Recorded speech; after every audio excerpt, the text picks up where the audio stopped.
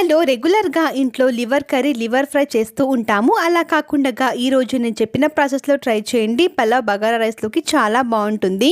దానికోసం లివర్ని పీసెస్గా కట్ చేసుకొని వాష్ చేసుకున్న తర్వాత ప్రెషర్ కుక్కర్లో ఉప్పు, పసుపు, నీళ్లు యాడ్ చేసుకొని ఉడికించుకుందాము.